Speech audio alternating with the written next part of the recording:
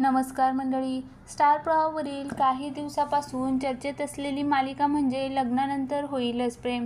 पार्थ, काव्या, जीवा आणि नंदिनी यांची गोष्ट असलेली मालिका पहिल्या भागापासूनच गाजतेय. पण मालिकेत सध्या आलेल्या ट्विस्टने प्रेक्षकांना खूप मोठा धक्का बसला आहे. मालिकेच्या आधीच्या भागामध्ये पाहायला मिळालं की काव्याला आगीतून वाचवताना पार्थ गंभीर जखमी होतो आणि त्याची तब्येत गंभीर होते. पार्थला वाचवण्यासाठी काव्या देवाजवळ प्रार्थना करते. त्यातच आता मालिकेत नवीन ट्विस्ट येणार आहे. प्रोमोमध्ये पाहायला मिळते की पार्थची तब्येत खालावलेली असते. नंदिनी त्याला उठवण्याचा प्रयत्न करते, तर इकडे काव्या मंदिरात पार्थ बरा व्हावा म्हणून दिवे लावण्याचा प्रयत्न करते.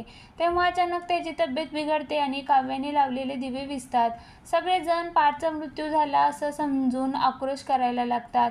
प्रोमो पाहून प्रेक्षकही हादरले आहे. नुसती वेळकाढूपणा चालू आहे, नुसती फालतूगिरी चालू आहे. आगीत बेशुद्ध पडल्यामुळे कोण कोमात जातं का? घरोघरी मातीच्या चुलीची सेकंड कॉपी. पार्थ, काव्याला आता एकत्र आणा प्लीज, उगाचच वेळ काढताय. विजय, मालिका सोडू नकोस अशा कमेंट्स प्रेक्षकांनी केलेल्या आहेत. पार्थ वाचणार का? मालिकेत आता काय ट्विस्ट येणार? या प्रश्नांची उत्तरं मिळवण्यासाठी पाहत राहा लग्नानंतर होईलच प्रेम.